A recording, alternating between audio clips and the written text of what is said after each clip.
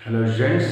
तो हमने देखा किस प्रकार एग्रीकल्चर के एक्सपेंशन ने अलग अलग लोगों को जो गाँव वनों में निवास करते थे उन्होंने अलग अलग ऑक्यूपेशन अपनाए और नई नई जातियाँ उभर कर आईं और सिख, मराठा, कायस्थ और राजपूत इनके बारे में हमने कल देखा था। ठीक है, तो जब हम बोलते हैं कि जाति, तो आखिर ये जाति क्या होती है, तो आज हमारा जो टॉपिक है वो इसी से रिलेट करता है कि what is the meaning of जाति और जाति के आखिर फंक्शन कैसे है, ये जाति जो है ये फंक्शन कैसे करती है। ठीक है, तो आइए ध्यान से देखते हैं। तो जाति क्या होती है? बेसिकली जाति लोगों को उनके बैकग्राउंड, उनके ऑक्यूपेशन, उनका जो पेशा होता है उसके आधार पर लोगों को रैंक कर दिया जाता है और उनका समूह बना दिया जाता है अलग अलग। तो इस प्रकार के जो समूह बनते हैं on the basis of background and on the basis of वेल्दीनेस, उनकी अमीरी और गरीबी के आधार पर लोगों को कैटेगराइज कर दिया गया इस मिडिवल पीरियड के दौरान, और वो अलग अलग वो जो समूह बने वो जाति के रूप में अलग अलग इस्टेब्लिश हो गए। ठीक है, इन जातियों का अपना रूल्स और रेगुलेशंस होता था। जाति framed their rules and regulations.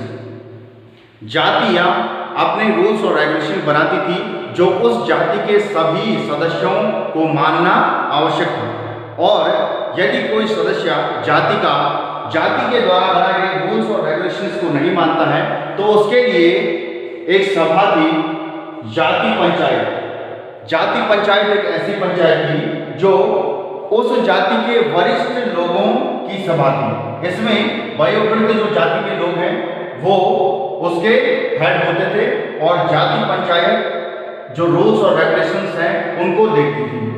ठीक है, तो रूल्स और रेगुलेशन से संबंधित मामले जाति पंचायत के द्वारा निपटाए जाते थे और जाति पंचायत वयोवृद्ध लोगों की सभा थी। ठीक है, इसी के साथ जातियों को अपने गांव के जो नियम हैं, अपने जाति के नियम तो उन्हें मानने ही हैं, जो जातियों के अपने लिए जो नियम बना रखे हैं तो उनको तो मानना ही है, लेकिन साथ ही साथ जो गांव के जो नियम है अपने, तो उस गांव में कई प्रकार की जातियां रह सकती हैं। ठीक है, एक गांव में कई जातियां हो सकती थी, तो गांव के भी कुछ नियम होते थे, तो इन जातियों को गांव के नियमों का भी पालन करना अनिवार्य था। जातिज were also required to follow the rules of their villages. ठीक है, तो इस प्रकार हमने देखा जातियां क्या है। जातियां लोगों को कैटेगराइज कर दिया गया उनके अमीरी और गरीबी के आधार पर, उनके बैकग्राउंड के आधार पर, उनके ऑक्यूपेशन के आधार पर ग्रुपिंग कर दी गई, रैंकिंग दे दी गई उन्हें, और इस प्रकार वो क्या कहलाए, वो समूह जातियां। और जातियों के अपने रूल्स और रेगुलेशंस होते थे। जातियों के रूल्स और रेगुलेशंस को ब्रेक करने के बाद जो अगर कोई सदस्य ऐसा होता था तो उसके लिए जाति पंचायत थी जो रूल्स और रेगुलेशन से संबंधित मसले देखती थी, और साथ ही साथ इन जातियों को गांव के नियमों का भी पालन करना अनिवार्य था। अपने जो दौरान नए क्षेत्रों का उदय हुआ और नए साम्राज्यों का भी उदय देखने को मिलता है। इस 8वीं सदी से लेकर और 18वीं सदी के दौरान इस मध्यकालीन इतिहास में कौन कौन से नए क्षेत्र जुड़ते हैं और कौन कौन से नए साम्राज्य बनते हैं, आइए देखते हैं कौन कौन सी डायनेस्टी थी जिन्होंने रूल किया इस भारतवर्ष पर। ठीक है, तो सबसे पहले An empire spanning diverse region is known as, एक साम्राज्य जब बहुत बड़े क्षेत्र में फैला होता है तो उसको कहते हैं पैन रीजनल एम्पायर। तो पैन रीजनल एम्पायर का मतलब क्या होता है?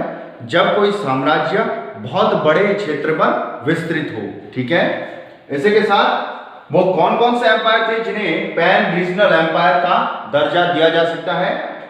सबसे पहले आप यहां देख रहे होंगे हिंदू डायनेस्टी चोलास, जो कि वर्तमान में जो तमिलनाडु क्षेत्र है वहां से बिलोंग करते हैं। तो ये साम्राज्य अपने आप में बहुत ही ज्यादा शक्तिशाली था, और इसका क्षेत्र अगर हम देखें साउथ से लेकर और नॉर्थ में भी इनका प्रभाव था, और साथ ही साथ जो आइलैंड कंट्रीज हैं लाइक श्रीलंका, वहां तक इस क्षेत्र, इस साम्राज्य के जो राजा थे उनका प्रभाव था, या इस डायनेस्टी के राजाओं का प्रभाव था। ठीक है, तो चोला एम्पायर वर्तमान में कहां पर अगर आप देखें इसको तो कौन सा क्षेत्र है? तमिलनाडु।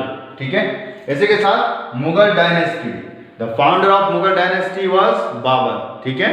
तो 1526 के बाद भारत में मुगल डायनेस्टी का प्रारंभ होता है और इस प्रकार ये भी संपूर्ण भारत में एक विस्तृत साम्राज्य मुगलों ने खड़ा किया इस मध्यकालीन पीरियड के दौरान, ठीक है। इसी के साथ तुगलस, जो कि सल्तनत काल के दौरान ये सारे आपको देखने को मिलेंगे। तुगलक, इनके फाउंडर थे गयासुद्दीन तुगलक। तो तुगलक जो साम्राज्य था वो भी अपने समय का बहुत ही विस्तृत और बहुत ही ज्यादा फैला हुआ साम्राज्य था, ठीक है।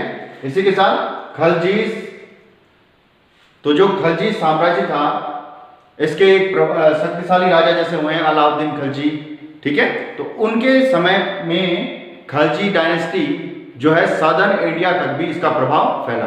तो इस प्रकार ये सारे मध्यकालीन इतिहास के दौरान कुछ पैन रीजनल एम्पायर का राइज देखने को मिलता है, चोलास, मुगल्स, तुगलक एंड खलजीज, ठीक है। तो ये आपने देखा न्यू रीजन्स एंड एम्पायर।